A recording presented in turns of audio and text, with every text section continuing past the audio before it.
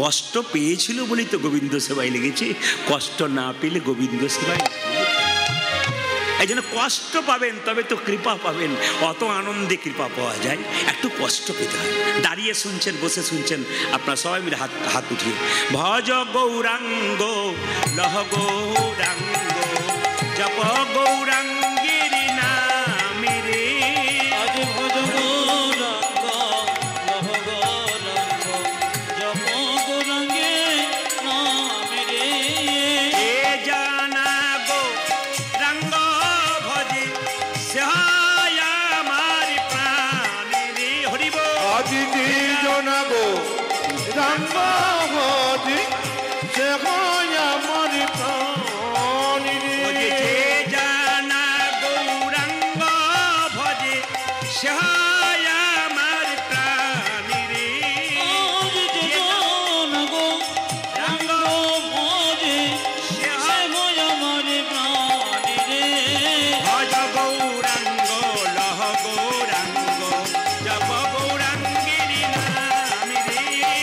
ভজ গৌরাঙ্গ কহ গৌরাঙ্গ লহ গৌরাঙ্গীর নাম রে। আমার ভজ গৌরাঙ্গ লহ গৌরাঙ্গ জপ গৌরাঙ্গের নাম রে। আমার ভজ গৌরাঙ্গ লহ গৌরাঙ্গ জপ গৌরাঙ্গের নাম রে। আজ ভজ গৌরাঙ্গ কহ গৌরাঙ্গ লহ গৌরাঙ্গীর নাম রে। ভজ গৌরাঙ্গ লহ গৌরাঙ্গ জপ গৌরাঙ্গের নাম রে। আজ ভজ গৌরাঙ্গ কহ গৌরাঙ্গ লহ গৌরাঙ্গীর নাম রে। আনন্দিতে ভানে অমৃত ভরে সেই তো সকলই জানে, জনে সর্বসিদ্ধি করতলে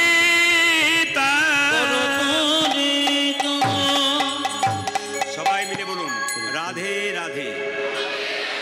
আরো जोर से बोलना पड़ेगा। दोनों हाथ उठा के बोलो, আরো জোরে বলো। না, যার হাত আছে তিনি তুলবেন, যার নাই তার তোলার দরকার নেই। যাকে ভগবান হাত দিয়েছেন তিনি তুলবেন, যাকে দেয় নাই তার তোলার কোনো দরকার নেই। একবার দেখি কাকে দিয়েছে। গৌরাঙ্গা মহাপ্রভু কি, রাধা রানী কি, একবার জোরে বলুন রাধে রাধে রাধে রাধে। হ্যাঁ চলুন, চলো রে মনে বিনছেন, একবারে মন দিয়ে শুনবেন। আপনার বৃন্দাবনে যদি কোনোদিন যান দেখতে পাবেন প্রেমানন্দ দাস মহারাজ বলে একজন আছেন, তার দুটো কিডনি 18 বছর ধরে নেই। শুনবেন যে যেখানে বসে আছেন, হরে কৃষ্ণ। বৃন্দাবনে প্রেমানন্দ দাস মহারাজ তার দুটো কিডনি 18 বছর ধরে নেই। প্রথমে যে আশ্রমে ছিলেন ওখানে একজন বলেছিলেন যে তোমার দুটো কিডনি নাই, এত বোঝা বইতে পারবো না তোমার খরচে। ওই যে বেরিয়ে এসেছিল বৃন্দাবনকে, আর বৃন্দাবন ছাড়া হয়নি। তো প্রেমানন্দ দাস মহারাজকে দেখবার জন্যে সিনেমার নায়ক নায়িকারা রাত 2টোর সময় দাঁড়িয়ে থাকে তার চরণটাকে ছোঁবার জন্য। সবচেয়ে দুঃখের ব্যাপার, আমরা যারা সংসার একটু চাকরি বাকরি পেলাম তারা হরিনামই শুনলাম না, আর সিনেমার নায়ক নায়িকারা রাত 2টো থেকে মানে 4টার সময় মহারাজজি যান একবার মন্দিরে, তখন প্রবেশ করবার আগে হাজার হাজার মানুষ রাস্তায় দাঁড়িয়ে থাকে শুধু ওনার চরণটাকে একবার ছোঁবার জন্য। বিরাট কোহলির নাম শুনেছেন আপনারা, যিনি বিখ্যাত ক্রিকেটার, তার স্ত্রী অনুষ্কা কয়েকদিন আগে গিয়েছিলেন, আপনারা ইউটিউবের মাধ্যমে দেখতে পাবেন। তো সবাই লক্ষ্য করুন, যার নাকি দেশে দেশে বাড়ি আছে, যার নাকি দেশে বিদেশে বাড়ি আছে, সেই লোকটা মহারাজজির চরণ পাবার জন্য বসে আছে। আর আমাদের পাড়ার ভম্বল বলল ভগবান বলে কেউ নাই। আমাদের পাড়ার ভম্বল ভগবানকে চিনতে পারলো না, কিন্তু বিরাট কোহলি চিনতে পারলো। এটাই সবচাইতে আশ্চর্য ব্যাপার। যারা বড় বড় মানুষ হয়, বড় বড় উঁচু দরের মানুষ হয়, তারা ভগবানের ভজনা করে। আর যারা দেখবেন এপাস না ওপাস, তাদের দেখবেন ভগবান ভজনা করতে খুব কষ্ট হয়। আমি আপনাদের বলবো ভগবান ভজনা করুন। প্রার্থনে সে যমুনা মে নহায়েঙ্গে, পরিক্রমা করকে জীবন সফল বানায়েঙ্গে। প্রার্থনে সে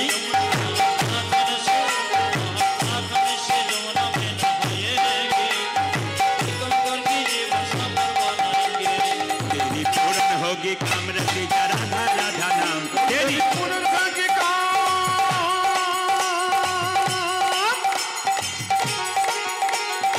हो तेरी पुनर्गा की काम रखी राधा राधा नाम बिहारी मिलेंगी राधा प्यारी चलो मन वृंदावन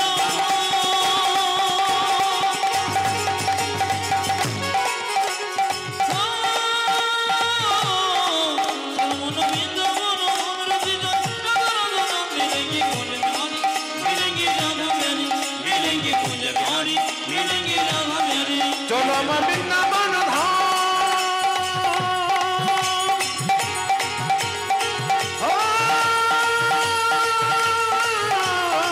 चलो मैं वृंदावन धाम रति जान मिलेंगे कुंज बिहारी मिलेंगी राधा प्यारी मिलेंगी कुंज बिहारी मिलेंगी राधा प्यारी राधा रानी की श्याम सुंदर की मदन मोहन की हरिबासर की साधुगुरु वैष्णव की गौर भक्तबिंद की गरम लागছে কি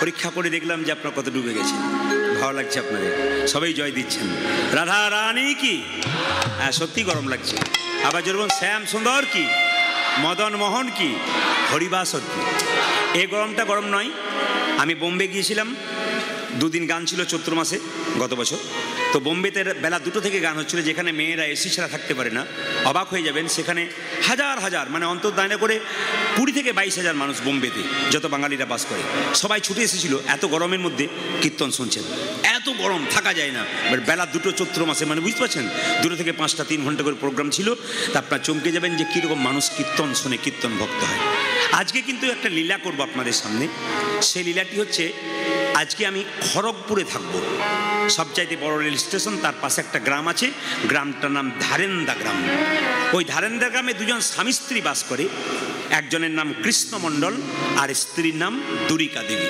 একটু মন দিয়ে শুনবেন লীলাটির নাম কি দুঃখী কৃষ্ণ দাস ওই লীলাটা একটা নাম আছে প্রভু শ্যামানন্দ ওই লীলাটা একটা নাম আছে অদ্বৈত প্রভুর দ্বিতীয় জন্ম আমাকে একজন বললেন বাসাতে কি পালা করবেন আমি বললাম পালা তো আমি জানি না উনি বললেন পালা জানেন না তবে কি করবেন বললাম না না আমি তো লীলা জানি লীলা বলে হ্যাঁ হ্যাঁ লীলা আচ্ছা কি পালা বললাম পালা তো নাটক যাত্রার হয় নাকি বলছেন আর পালা আমাদের তো হয় দুটো সবাই জানেন একটি আসার পালা আর একটি জোরে বলুন যাওয়ার পালা আচ্ছা শান্ত মাথায় উত্তর দিন তো যারা কীর্তন শুনতে এসছেন তাদের কোন পালা শেষ হলো আসারটা না যাওয়ারটা জোরে বলুন যাওয়ারটা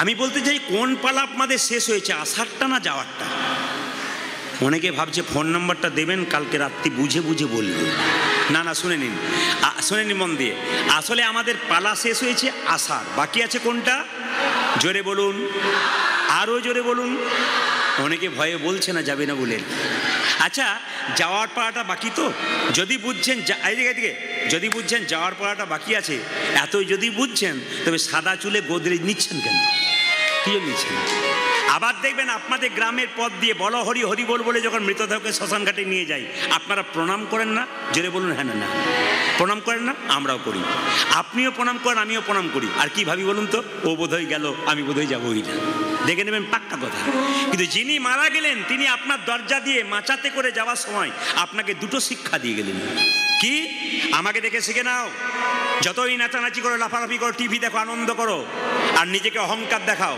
আমার মাচাটার দিকে তাকাও আমি যেমন শুয়ে আছি তোমাকে একদিন এরকম করে শুয়ে চলে যেতে হবে শিক্ষা দেয় আর যারা শ্মশান ঘাটে নিয়ে যায় তাদেরকেও শিক্ষা দেয় কি তোমরা আমাকে শ্মশান ঘাটে নিয়ে এসছো তা নয় আমিও তোমাদের নিয়ে এসছি শিক্ষা দিতে কি যতই যা করো তোমাদের শেষ ঠিকানা হলো এই জায়গাতে ওই শেষ ঠিকানা একটা দিতে হবে শ্মশান মানে কি সব শয়ন স্থান যেখানে মৃতদেহকে শয়ন করা হয় সেই জায়গাতে আপনি যতই সেগুন ঘাটে ছপ্পরে শুয়ে থাকুন না কেন শেষ শয়ন কিন্তু আপনার চিতাতেই হবে তাই যদি আমাদের এই হয় আসুন আজকে আমরা খড়গপুরে থাকবো খড়গপুরের পাশে ধারেন্দা বলে একটা গ্রাম ছিল সেই গ্রামে দুজন স্বামী স্ত্রী বাস করে স্বামীর নাম কি মণ্ডল বললাম মায়েরা জোরে বলুন কি মণ্ডল হ্যাঁ বাঁ দিকে মনে আছে ডান দিকে মনে নেই কি মণ্ডল কৃষ্ণ মণ্ডল আর স্ত্রীর নাম কি দুরিকা দেবী মায়েরা বহুদিন বিয়ে হয়েছে কিন্তু সন্তান নাই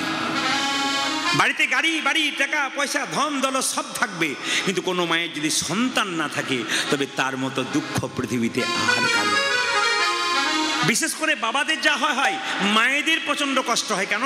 পাশের বাড়ির ছেলে যখন তার মাকে মা বলে ডাকে, তখন যে মা হতে পারে নাই তার ভেতরটা কেঁদে ওঠে, আমি যদি মা হতাম আমাকে আমার ছেলে মা বলে ডাকতো। আপনাদের কাছে নিবেদন রইল, মায়েরা, দ্বারিকাদেব এবং কৃষ্ণমণ্ডল দুজনে মিলে ভগবানের ভজনা করছে। আর সেই সময় হঠাৎ করে কৃষ্ণমণ্ডলকে দ্বারিকাদেবী বলল, স্বামী, যারা কৃষ্ণ ভজন করে তাদের এত দুঃখ কেন? স্বামী বলে উঠল, দুঃখ কেন জানো? বলে কেন না, যে পড়াশুনো করে তাকেই পরীক্ষা দিতে হয়, যে পড়াশুনো করে না তাকে পরীক্ষা দিতে হয় না। ভগবান বলেছে, যে করে আমার আস আমি তারই করে সর্বনাশ, তবে সে যদি না ছাড়ে আমার পাশ, শেষে হই আমি তার দাস। দ্বারিকা দেবী বলল, স্বামী, তুমি এক কাজ করো, আমাদের গ্রামে সবাই জগন্নাথ মন্দিরে যাচ্ছে, তুমি জগন্নাথের কাছে কিছু চেয়ে নাও, আমাদের এত অভাব। স্বামী একটা দামি কথা বললে, এটা মাথায় রাখবেন আপনারা। স্বামী বলল, শোনো দ্বারিকা, আজকে বললে ভালো করলে, অন্যদিন বলবে না। ভগবানের মন্দিরে চাইতে নাই, যে চাই সে অল্প পায়, আর যে চায় না এত পাই ভাবতে পারে না। ও মায়েরা, ভগবানের মন্দিরে গিয়ে কোনোদিন বলবেন না আমার ছেলের চাকরি দাও, আমার মেয়ের বিয়ে দাও। কেন? মন্দিরে বসলে তিনি তো বুঝতে পারবেন, অন্তর্যামী, তিনি তো জানেন আপনার কি আছে না আছে। আপনি আবার চাইবেন কেন? চাইবার দরকার নাই, তিনি ঠিক বুঝে বুঝে আপনাকে দেবেন। সুদামা কৃষ্ণের কাছে গিয়েছিল, কৃষ্ণ বলেছিল তোর কিসের অভাব? সুদামা বলেছিল অভাব যা ছিল সব দূর হয়ে গেছে, তোকে দেখার পর সব দূর হয়ে গেল। ভগবানকে দেখার পরে সুদামাকে কৃষ্ণ মনে মনে ভাবলো, ওরে সুদামা, আমি জানি তোর কত অভাব আছে, আমি যে অন্তর্যামী, তবে তুই বাড়ি ফিরে যা, দেখবি তোর খড়ের চালের ঘরটা দালান ঘর হয়ে গেছে, আর তোর স্ত্রী ভিখারিনী ছিল রাজরানী হয়ে গেছে। চাইতে নাই, চাইলে কম পাওয়া যায়, আর না চাইলে অনেক কিছু পাওয়া যায়। স্বামী, তুমি একবার যাও, তোমাকে চাইতে হবে না, অন্তত জগন্নাথ দর্শন তো হবে। তাই কৃষ্ণমণ্ডল চললো মায়েরা জগন্নাথ মন্দিরে, সবাই মিলে একটু উলুধ্বনি দেবেন, জয় জগন্নাথ, জয় জগন্নাথ, জয় জগন্নাথ, জয় জগন্নাথ, জয় জগন্নাথ, জয় জগন্নাথ, জয় জগন্নাথ, জয় জগন্নাথ, জয় জগন্নাথ, জয় জগন্নাথ, জয়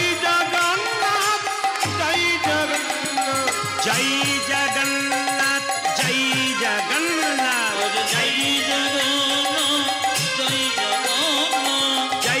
জগন্নাথ, জয় জগন্নাথ, জয় জগন্নাথ, জয় জগন্নাথ, জয় জগন্নাথ, জয় জগন্নাথ, জয় জগন্নাথ, জয় জগন্নাথ, জগন্নাথ স্বামী নয়ন পথগামী,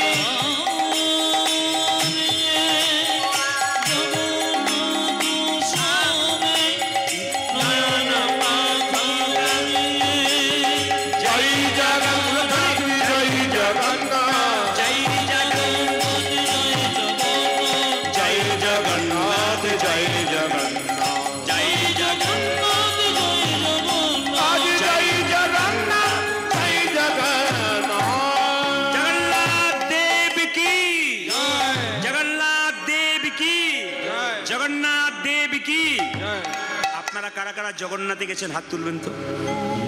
বাহ, সবাই গেছেন। কিন্তু কিছু মনে করবেন না, জগন্নাথ মন্দিরে গেছেন, কিন্তু জগন্নাথের একটা বিরাট রহস্য আছে, আপনাদের অনেকের অজানা আছে। জগন্নাথ, বলরাম, সুভদ্রা তিনজনকে দেখেছেন বেদিতে, আর একজন আছে, বলুন তো কি আছে? এতদিন সবাই গেলেন, কি আছে? না, জগন্নাথ, বলরাম, সুভদ্রা, তার সঙ্গে একটা সুদর্শন চক্র রাখা আছে। ওই সুদর্শন চক্রটা কি বলছে? যে আমাকে দেখে শিখে নাও, যদি জগন্নাথকে ভক্তি করবে আমি চুপ থাকবো, আর ভগবানের কাছে ভক্তি করবে না, শত্রুতা করবে, হিংসা করবে, আমি সুদর্শন চক্র তোমাকে ছেড়ে দেবো না। এই হচ্ছে সুদর্শন চক্রের একটা ফল। একটা দামি কথা বলে যায় মায়েরা, যে বেদির উপরে জগন্নাথ দেব থাকেন, সেই বেদিটার নিচে 1,00,000 শালগ্রাম শিলা আছে। আপনাদের কারো জানা ছিল? এতদিন কীর্তন শুনছেন।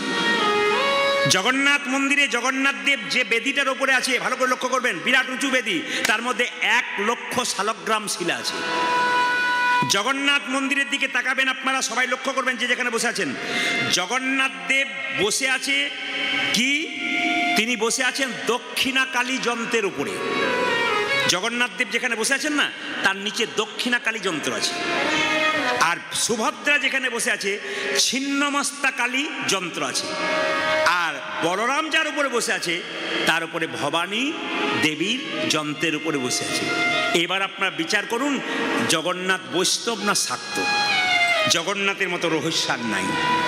সবাই তাকাবেন, জগন্নাথ মন্দিরে যদি আপনারা কেউ যান তাহলে 22 পাইচা সিঁড়ি দেখতে পাবেন, কিন্তু গুণে দেখবেন 22 পাইচা নাই, 18 পাইচা, 18টা সিঁড়ি আছে। 18টা কেন? 18 দিন কুরুক্ষেত্রের যুদ্ধ হয়েছিল। 18 অক্ষ সৈনিক ছিল, ওই জন্য 18। আর 18,000 শ্লোক ছিল ভাগবতে, শ্রীমদ্ ভাগবতে 18,000 শ্লোক, 18। আর কি না, 18 পুরাণ। ওই 18টাকে লক্ষ্য করে 18টা সিঁড়ি ওখানে হয়েছে।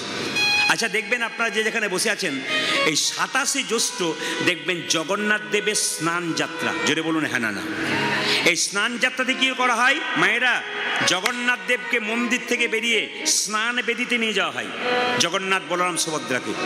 এবং দেখবেন জগন্নাথ মন্দিরে কোনোদিন গেলে জগন্নাথ মন্দিরে উত্তর দিকে একটা কুয়া আছে, কুয়া ইন্দারা, ওইখান থেকে 108 ঘড়া জল তুলে তারপর জগন্নাথ বলরাম দেবকে সুভদ্রাকে স্নান করানো হয়।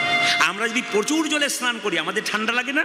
জগন্নাথ বলরাম সুভদ্রার সর্দি লেগে যায়, জ্বর আসে, মাথা ব্যথা হয়। এই জন্য দেখবেন জগন্নাথ বলরাম সুভদ্রার কপালে সেই কয়েকদিন চন্দন দেওয়া হয়। আমরা যেমন মাথা ধরে গেলে আমরা কি করি, একটু ভিক্স লাগাই না? আপনারা ঝন্ডুবাম এইসব কী সব লাগান, এসব লাগান, কিন্তু লক্ষ্য করুন একটা করে কি চন্দন মাথাতে লাগানো হয় যাতে ব্যথা কষ্ট থেকে অনুভব হয়। দেখবেন জগন্নাথ দেবের 15 দিন শরীর খারাপ থাকে, ওই জন্য 15 দিন দরজা বন্ধ থাকে। রাজবৈদ্য এসে চিকিৎসা করে নাকি, এও বিশ্বাস আছে। রাজবৈদ্য চিকিৎসা করে। এবং জগন্নাথ দেবের মন্দির 15 দিন বন্ধ থাকে বলে জগন্নাথ দেবের মন্দিরের বাইরে জগন্নাথ বলরাম এবং সুভদ্রার চিত্রপট মানে ছবি থাকে, ওতেই প্রণাম করা হয়। জগন্নাথকে স্নান করার পর গজবেশ ধারণ করানো হয়। এই জন্য স্নান যাত্রার দিনে আপনাদের একটা কথা বলে রাখি, 27শে জ্যৈষ্ঠ যাদের বাড়িতে জগন্নাথ দেব বলরাম সুভদ্রার ছবি আছে ওই ছবিতে স্নান করাবেন। আপনার জল কোথায় পাবেন? কুয়ার জল, ইন্দ্রার জল না, সব জলই পাবেন, পবিত্র জল। সেই জল কি করবেন, বাড়িতে 2টো করে শঙ্খ রাখতে হয়, একটা বাদ্য শঙ্খ, একটা জলশঙ্খ। যেটা এঁটো করে বাজাচ্ছেন ওটা হচ্ছে বাদ্য শঙ্খ, ওটা মন্দিরে ভগবানের কাছে রাখতে নেই। যেটা জলশঙ্খ সেটা মন্দিরের কাছে ভগবানকে রাখতে হয়। এবং জলশঙ্খের পর একটা তুলসী পত্র দেয়। আর যেটা এঁটো শঙ্খ কোনো মতেই মন্দিরের ভেতরে রাখবেন না, মন্দির থেকে একটু বাইরে রাখবেন, কিংবা মন্দিরে ভগবানের চরণ থেকে দূরে রাখবেন। এঁটো শঙ্খ সামনে রাখতে নাই, জলশঙ্খ রাখতে হয় একটা তুলসী পত্র দিয়ে। এই জলশঙ্খ দিয়ে জলশঙ্খের ভেতরে জল ভরে জগন্নাথ দেবকে আপনি স্নান করাবেন। ভগবানকে যেমন স্নান করা হয়, বিগ্রহকে স্নান করা হয়, আপনার স্নান করাবেন। একটু পরমান্ন তৈরি করে একটু তুলসী পত্র দিয়ে ভগবানকে ভোগ দেবেন। এবং সেই দিন ভগবানের স্নান যাত্রা দিনে নিজেকে একবেলা ভগবানের চরণে নিয়োজিত করবেন, দেখবেন জগন্নাথের কৃপা পাবে। এই যে সবাই মিলে জগন্নাথ দেবের স্নান যাত্রা 27শে জ্যৈষ্ঠ নিতাই গৌর হরিবোল বলে পালন করবেন। এই জগন্নাথ দেবের স্নান যাত্রা কিন্তু সবাই লক্ষ্য করো মায়েরা। জগন্নাথ মন্দিরে যেই না কৃষ্ণমণ্ডল গেছে অমনি কৃষ্ণমণ্ডল কেঁদে কেঁদে বলছে প্রভু আমার দয়া করো। বারবার জগন্নাথ মন্দিরে গিয়ে জগন্নাথ দেবের কাছে গিয়েছে প্রভু আমার দয়া করো। কৃষ্ণমণ্ডল বলছে আমি কিচ্ছু চাইবো না, শুধু আমাকে দয়া করো, আমাকে কৃপা করো, যেন তোমার চরণে আমার ভক্তি থাকে, আমি যুগে যুগে যেন মানুষ কুলে জন্মগ্রহণ করতে পারি এবং তোমার চরণে যেন আমার মতি থাকে। প্রভু আমার দয়া করো, দয়া করো একবার। প্রভু দয়া করো, দয়া করো একবার। প্রভু আমার দয়া করো, দয়া করো একবার। প্রভু আমার দয়া করো, দয়া করো একবার। আরে প্রভু আমার দয়া করো, দয়া করো একবার। যুগে যুগে হরি এসেছ ধরাই, উদ্ধারেতে জগজনে, তাই তো তোমায় ডাকি প্রভু, ডাকি আপন মনে। উলধ্বনি প্রভু আমার দয়া করো, দয়া করো একবার। প্রভু আমার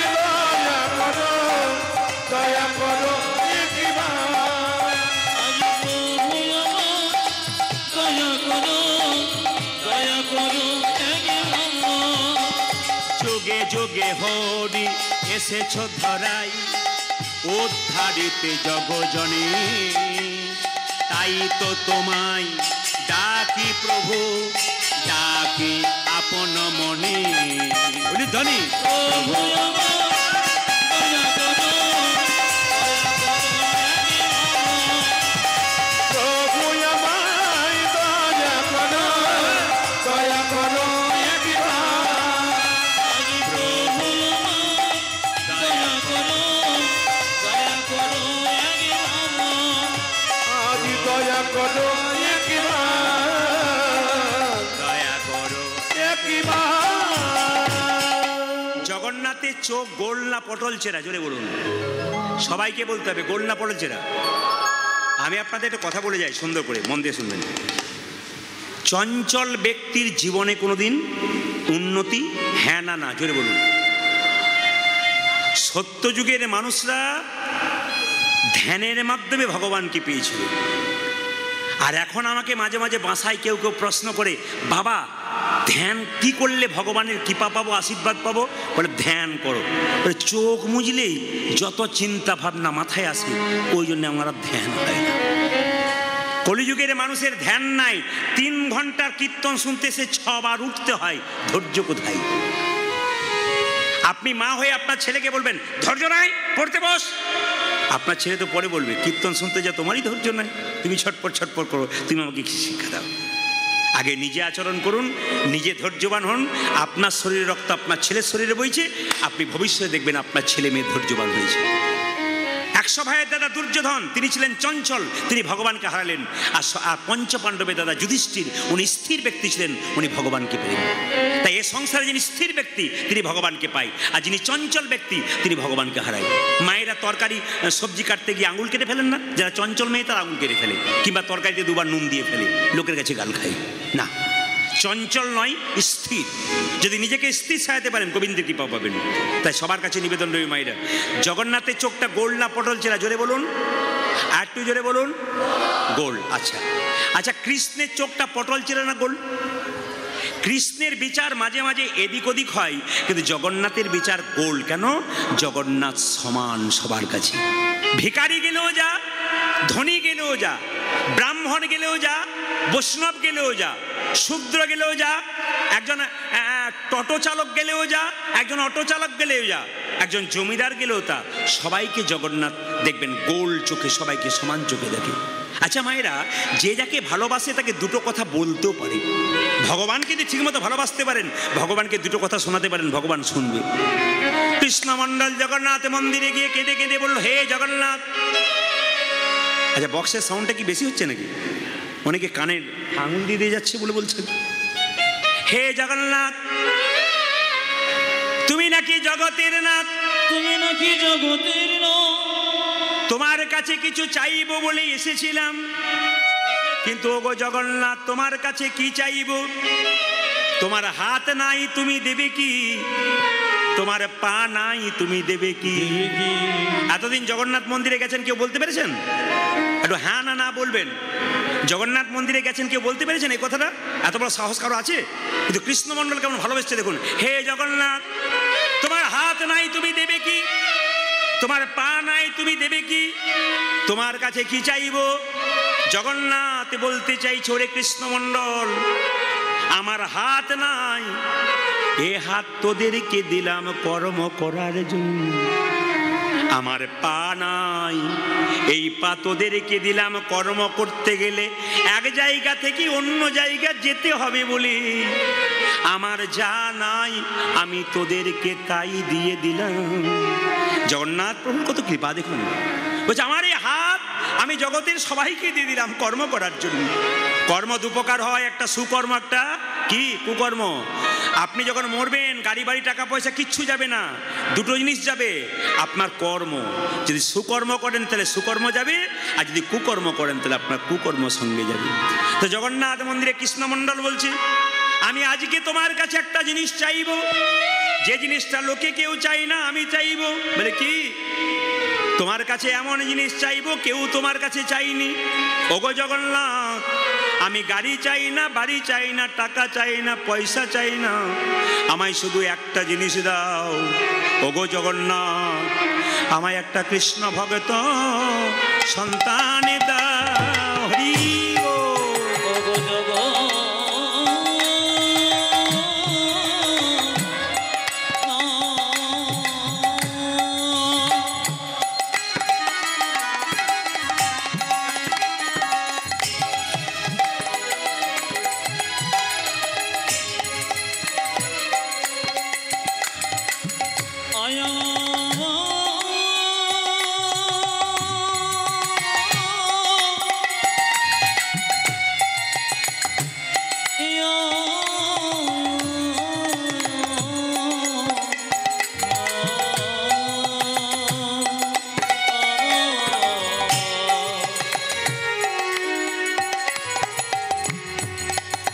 একটা কৃষ্ণ ভক্ত সন্তানের এই অভিলাষ আমার মনে, কৃষ্ণ ভক্ত সন্তান দাও।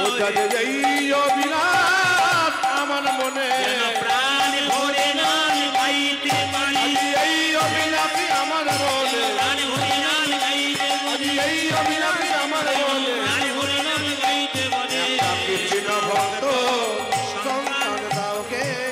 মায়েরা, আপনার জীবনের চাওয়াটা যেন ভালো হয়, দরখাস্তের বয়ান যদি ভালো হয়, পারমিশন তাড়াতাড়ি হয়। ভগবানের কাছে চাওয়া যদি আপনার ভালো হয়, পাওয়াটা খুব ভালো হবে। তবে ভক্ত যদি কাইমনে কোনো বাঞ্ছা করে, ভগবানের সাধ্য নাই সেই বাঞ্ছা নেই পড়ে। ভগবানের কাছে ভক্ত কোনোদিন গাড়ি বাড়ি টাকা পয়সা চায় না, ভগবানের কাছে ভক্ত শুধু প্রেম আর ভক্তি চায়। তাই কৃষ্ণমণ্ডল বলে আমাকে একটা সন্তান দাও। আশ্চর্যের ব্যাপার, জগন্নাথ দেব জন আকাশবাণী করে বললেন, যা কৃষ্ণমণ্ডল, তোকে একটা কৃষ্ণ ভক্ত সন্তানই দিলাম।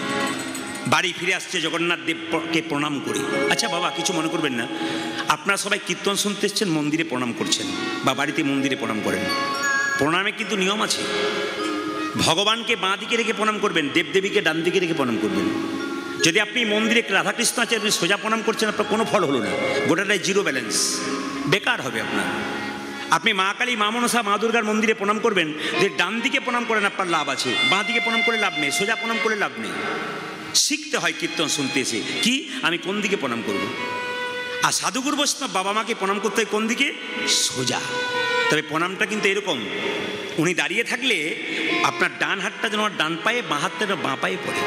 কিন্তু এরকম করে প্রণাম করলে দেখবেন কি হবে, আপনার ডান হাত তো না বাঁ পায়ে, আপনার বাঁ হাতটা না ডান পায়ে পড়বে। কিন্তু প্রণামটা আপনার কীরকম করতে হবে না, এইরকম করতে হবে, বাঁ হাতটা নিচে, ডান হাতটা উপরে। দেখে নেবেন আপনার ডান হাত ওনার ডান পায়ে পড়বে, আপনার বাঁ হাত ওনার বাঁ পায়ে পড়বে। এই জন্য তো কৃষ্ণ পাটা এরকম করে চরণটা বাঁকা রেখেছে।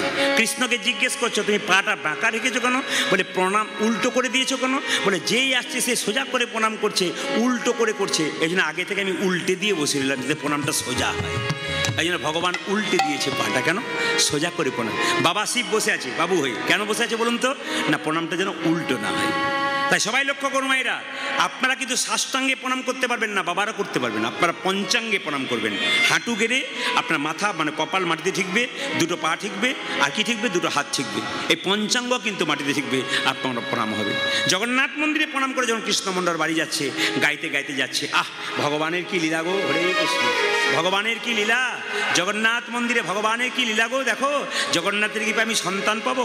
গাইতে গাইতে যাচ্ছে, যশোদারো যশোদারো তুমি বজের রাখা,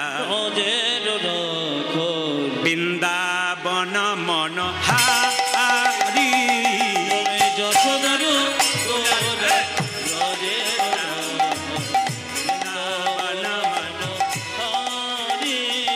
যশোদারি দুলাল বজের রাখাল, বৃন্দাবন মন হারি। ও তুমি যশোদার দোলাল ব্রজের রাখাল, বৃন্দাবন ধন হারে। যশোদার দুলাল বজের রাখাল, বৃন্দাবন মন হারি। যশোদার বজের বৃন্দাবন গোপী জন বল্লভ রাধিকা রামন, গোপী জন রমণ গোপী জন বল্লভ রাধিকা রমণ হে প্রাণ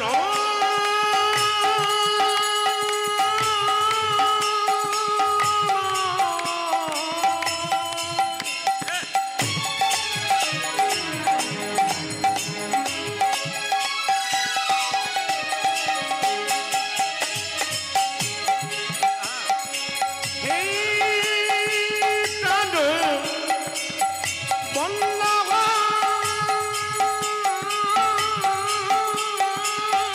হরি বল।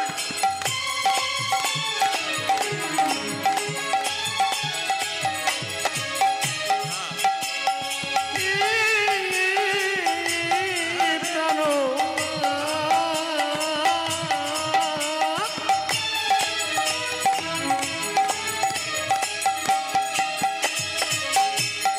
হ্যাঁ, হে প্রাণ বল্লভ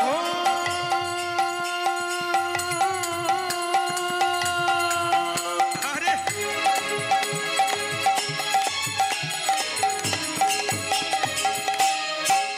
হে প্রাণ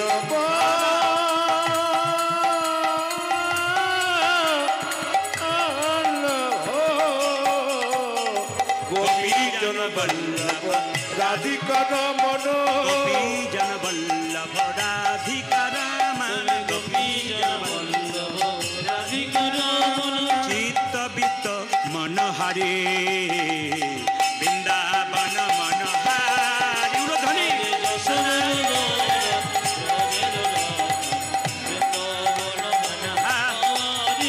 তুমি যত দান লাল গজে ডাকা